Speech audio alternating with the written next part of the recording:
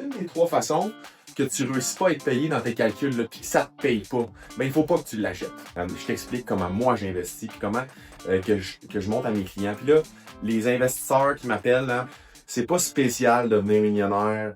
C'est pas, t'as pas besoin des affaires là, très très incroyables. Là. Je te l'explique au travers de ma chaîne. C'est des trucs qu'il faut que tu apprennes. C'est sûr que des fois c'est compliqué, mais il faut que tu l'apprennes. Puis une fois que tu l'as appris, il y a beaucoup de gens qui peuvent devenir libres financièrement. C'est sûr il y a tout le temps des affaires qui arrivent dans la vie, puis c'est pas tout le monde qui est capable, mais il y a beaucoup de gens, la plupart des gens, la grosse majorité, pourraient devenir libres financièrement. Puis la plupart peuvent même devenir millionnaires s'ils appliquent certaines petites choses, s'ils sont prêts à faire des compromis. Tu sais, moi, je te montre au travers de ma chaîne les vraies affaires. Un gars qui est millionnaire, qui est parti de 100 000 $ de dette, qui a rushé, qui a travaillé fort, qui a appliqué certains trucs qui a appris avec le temps, qui conduit un char usagé depuis qu'il a commencé à faire ça. Je veux juste montrer que quelqu'un de normal, je suis pas spécial, je suis comme tout le monde, ben, t'es capable de le faire, c'est possible de le faire, puis c'est pas comme qu'on voit à la télé, hein, le millionnaire typique, là, puis je suis courtier immobilier dans la vie, j'en vois beaucoup. Le millionnaire typique, ben, il se promène pas en Ferrari, puis il a pas une cabane à 1,5 million. Hein. Le millionnaire typique, ben, il conduit une Honda Civic 2018, elle a 60 000 km, puis il l'a acheté 2-3 ans de vieux quand il l'a acheté. Puis il la garde pendant 10 ans, tu sais. Aujourd'hui, je te montre une manière d'investir. Hein? Je parle beaucoup de la bourse dernièrement. Là, aujourd'hui, je vais te parler de l'immobilier parce que j'ai beaucoup d'expérience en immobilier. Je suis devenu courtier immobilier. Pas parce que j'ai commencé en faisant ça, mais c'est parce que j'ai commencé en faisant de l'investissement immobilier. J'ai eu beaucoup de succès avec ça. Puis par la suite, j'aimais tellement ça que j'ai suivi mon cours. J'ai commencé à être courtier immobilier, ça fait maintenant 3 ans. Je t'explique comment moi j'investis, puis comment que je montre à mes clients. Puis là, les investisseurs qui m'appellent hein, pour acheter des trucs d'investissement, c'est ce que je vends à peu près le moins. Hein. J'en vends quasiment pas. Pourquoi? Parce que je leur explique ça, puis je leur explique pourquoi souvent c'est pas bon d'acheter qu'est-ce qu'ils sont en train de checker. Puis que d'être patient, parce que le marché va revenir normal bientôt. Je t'explique rapidement. Je vais faire là, je fais pas des chiffres très très précis. Hein. J'explique le concept large, les règles que moi je suis, puis je te les explique en gros pour que tu comprennes le concept. Après, il faut que tu fasses tes propres calculs dépendamment du deal. Hein. Un immobilier, une bâtisse, une propriété locative, là, que ça soit une maison que tu loues. Moi, j'ai commencé en faisant des petits jumelés. Hein. J'achète des petits jumelés puis je les louais. Mais tu peux commencer dans un duplex, tu peux commencer dans un 4plex. Hein? Une des meilleures façons de commencer si tu fais une bonne achat, c'est d'acheter, exemple, un 4plex ou un duplex, de vivre dans un bar puis d'avoir des locataires partout. Je t'explique la façon que moi je calcule mon investissement immobilier quand je le fais. Fait que immobilier, locatif. Fait que, il y a tout le temps 3 façons qu'on est payé en immobilier locatif. Puis là, s'il y a une des 3 façons que tu ne réussis pas à être payé dans tes calculs, puis que ça ne te paye pas, ben il ne faut pas que tu l'achètes. Hein? Il ne faut jamais que tu l'achètes. En immobilier locatif, on est payé par le cash flow. C'est quoi le cash flow? C'est tes revenus moins toutes tes dépenses de la bâtisse. Là-dedans, moi, je calcule le paiement de l'hypothèque. Mais il y en a qui ne calculent pas le paiement de l'hypothèque, ils calculent juste les intérêts sur le paiement de l'hypothèque. Mais moi, cash flow, j'aime ça à la fin du mois de savoir comment j'ai d'argent qui me reste dans mes poches après avoir tout payé. Fait que moi, dans mon calcul, je le calcule tout le temps l'hypothèque au complet. Puis une hypothèque, je le base tout le temps sur une mise de fonds de 20%. Donc, je donne jamais plus que 20% en immobilier locatif. C'est de l'argent dans le feu, puis je vais te dire pourquoi plus tard. Mais la première façon qu'on est payé, c'est en cash flow. Donc, les revenus moins les dépenses. Au complet, là. Tu calcules tout. Ton notaire à l'achat, toutes tes affaires. Il faut qu'il te reste, par mois, de l'argent dans tes poches. Puis, l'argent qui reste dans tes poches, j'achète jamais un deal, je vais t'expliquer comment le calculer après, avec moins de 5% de cash flow. Fait entre 5 et 10, c'est bon, là, mais en bas de 5% de cash flow, je vais t'expliquer comment le calculer, j'achète jamais de deal. La deuxième façon qu'on est payé, c'est le paiement. Donc, le capital qui descend. Hein, fait que avec le paiement de l'hypothèque, tes locataires ils payent tes affaires. Fait que ton capital descend au fil du temps.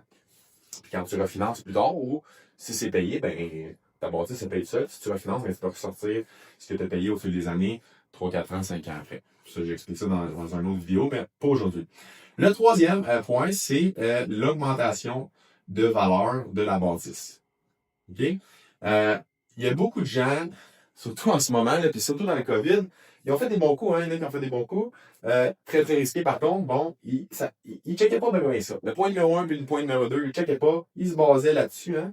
Puis quand tu te bases juste là-dessus, puis tu checkes pas les autres points, ben on appelle ça de la spéculation immobilière. Fait que, spéculation très, très, très dangereux, mais ça fait partie de l'équation que tu veux te payer. Fait que quand tu regardes le deal, hey, il me paye-tu en cash flow?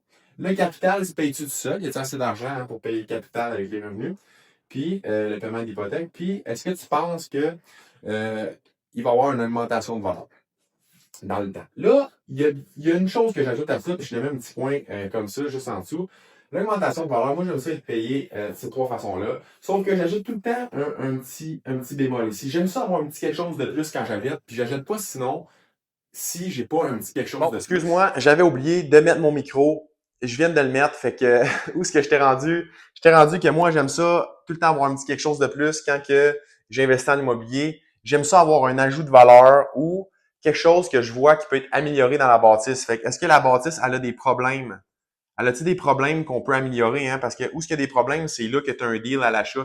Puis quand tu as un deal à l'achat, ben, tu peux aller augmenter, régler ce problème-là si tu es capable, hein, puis d'aller augmenter la valeur. On a-t-il quelque chose qu'on peut ajouter? Y a-t-il des ajouts qui peuvent être faits pour en augmenter la valeur? Les revenus, hein, les revenus peuvent-tu être augmentés? Hein? Y a-t-il des locataires qui payent pas cher ou des logements qui sont vides? Qu'on peut augmenter, tu sais, si la bâtisse est récente, on peut augmenter les revenus au prix du marché. On peut augmenter aussi avec l'inflation à chaque année, hein, selon le TAL maintenant, le tribunal administratif du logement au Québec, qui décide ça, mais on peut quand même augmenter les revenus. Des fois, c'est possible. Des fois, tu as besoin de faire des rénovations majeures, ben après ça, tu peux augmenter les revenus. J'aime ça à essayer de trouver quelque chose que je peux faire avec la bâtisse. Je peux-tu bâtir quelque chose de plus sur le terrain pour m'apporter d'autres revenus? Y a-t-il un garage hein, qui est pas loué ou qui était loué à un locataire puis le locataire n'a plus besoin puis là, tu peux le relouer séparément pour du storage à quelqu'un d'autre? Y a-t-il quelque chose que tu peux faire? Fait que tout le temps en cash flow, tout le temps en capital qui se paye, puis la valeur, hein, tu veux qu'elle aille vers le haut, puis un petit quelque chose de plus pour aller chercher de la valeur de plus en trouvant un de ces trois choses-là. Le cash flow, comment que j'établis mon cash flow, OK? Donc, qu'est-ce que je calcule? Là? Je vais juste effacer ça. On va parler juste de cash flow tout de suite. Comment je le calcule, le cash flow? Ben, c'est facile. Tu prends ta mise de fonds, hein? Fait que mise de fonds. Exemple que tu mets 50 000 sur une bâtisse. Là, tu prends toutes tes dépenses, là. Toutes tes dépenses, après toutes tes dépenses. Comment il te reste à la fin de l'année dans tes poches? Fait que j'achète jamais de bâtisse. Il y en a bien qui achètent, c'est kiff-kiff. Hein. Ils disent, moi, j'arrive kiff-kiff, c'est correct. Ben, si t'es très riche, puis t'as des réserves, puis c'est pas dangereux, ben, tu peux arriver kiff-kiff parce que euh, financièrement, c'est un petit peu mieux là, sur le long terme parce que ta dette, elle va être plus haute si tu arrives kiff-kiff techniquement, puis tes intérêts sont 100% déductibles sur une bâtisse locative. Fait que ça peut t'aider. Sauf que si tu arrives de quoi dans ta vie, puis tu perds ton travail, puis tout ça, ben tu n'as pas de cash flow. Tu n'as pas d'argent lousse à chaque mois hein, pour t'aider à vivre ou pour pas que tu ailles à sortir de l'argent de tes poches pour payer les dépenses. Fait que tu prends toutes les dépenses de la bâtisse, puis tu enlèves tout ça à tes revenus, puis il faut qu'il reste 5%. Comment tu le fais pour le calculer? Ben, ton cash flow, fait que mettons, il te reste, moi j'aime bien ça, 5% minimum, fait que mettons qu'il te reste 5 000 par année.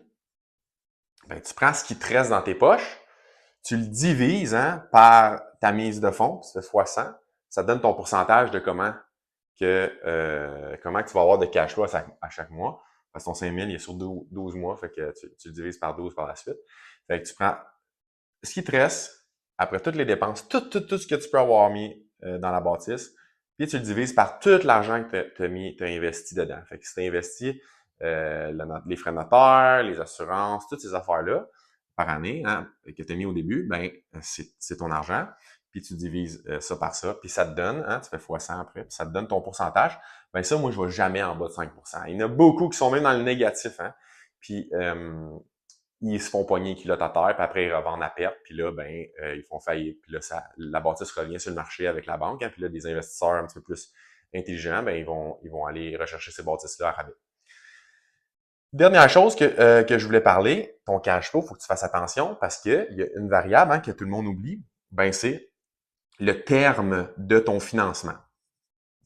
Le terme de ton financement, ça veut dire ton hypothèque est sur 2 ans, 3 ans, 4 ans, 5 ans, est-tu variable ou fixe? Ben, si elle est fixe, OK, puis les taux d'intérêt étaient bas comme en ce moment, ben, tu fais très attention parce que, exemple, tu payais 2,5 sur ton hypothèque, ben, en ce moment, c'est plus 2,5 Fait que si tu étais tight, là, dans ton cash flow, quand tu l'as acheté, puis tu as acheté à moins ou dans le négatif, puis tout ça, ou à 5 flush, hein, puis tu t'es pas mis de réserve de côté, qui est une grave erreur, il faut que tu aies des réserves, ben, quand ton taux d'intérêt remonte, il commence en ce moment 4,5, 5, ben là, tu vas être dans la sauce, comme on dit en bon québécois, tu vas être dans la marde. Donc, c'est comme ça que moi que j'achète mes bâtisses immobiliers. C'est tout le temps le même calcul. Là. Quand t'es pas habitué, ben tu prends plus de temps, tu fais tous les détails, mais quand tu es habitué, ça prend à peu près 1 minute à faire là, sur le bord d'un papier. Puis c'est comme ça. Si j'ai pas toutes ces affaires-là, j'achète pas. Puis mes clients, c'est la même chose. Si ils n'ont pas toutes ces affaires-là, je ne conseille pas d'acheter. Il y en a qui achètent pareil. C'est partie de la game. Mais c'est qu'est-ce que moi je conseille comme investisseur immobilier. C'est ce que moi je fais, c'est ce que j'ai fait dans le passé, puis que je vais continuer à faire dans le futur. Ça fait longtemps que j'achète, ça fait une couple d'années que j'achète plus. On a acheté des petites, tu sais, une maison, une autre maison pour l'autre, tout ça, des petites affaires, mais ça fait longtemps que j'achète plus en beaucoup parce que le marché est complètement fou en ce moment. Tu sais, les loyers, il y en a bien qui se plaignent que les loyers sont hauts, mais par rapport à la valeur immobilière, les loyers n'ont pas assez augmenté. Tout le monde dit que ça a trop augmenté, mais en fait, pour que les investisseurs soient motivés à investir, ça prend un profit. C'est comme ça que ça fonctionne, le monde. S'il n'y a pas de profit, ben il n'y a pas d'investisseur. Une personne qui va payer pour que quelqu'un vive dans sa bâtisse sans faire de profit, ben les achats sont mauvais en ce moment. Ils sont pas bons, fait que j'achète plus. Je conseille pas à mes clients d'acheter non plus en investissement. Il n'y a pas beaucoup de deals. Il y en a encore, mais il faut que tu cherches plus, mais vraiment pas beaucoup. Fait que c'est ça, mon vidéo aujourd'hui. Si tu as aimé ça, abonne-toi, like, commente. Si tu as des questions, je peux répondre là, à 1000 questions. Il y a plein d'affaires là-dedans, les impôts, les taxes. Je vais tout en reparler. Là. C'est vraiment un sujet que je peux parler pendant des heures et des heures là, jusqu'à demain matin. Là. Mais j'essaie de faire ça un petit peu plus cadré, mes vidéos, pour qu'au moins ce que j'explique soit compris. Si tu n'as pas compris, pose-moi la question dans les commentaires. Oublie pas, l'argent, c'est juste un jeu. Si tu veux gagner, il faut que tu apprennes à jouer. Éduque-toi, lis des livres, fais tout ce que tu as besoin de faire pour améliorer ta situation. Fait que merci beaucoup de m'avoir écouté, puis à la prochaine vidéo. Salut!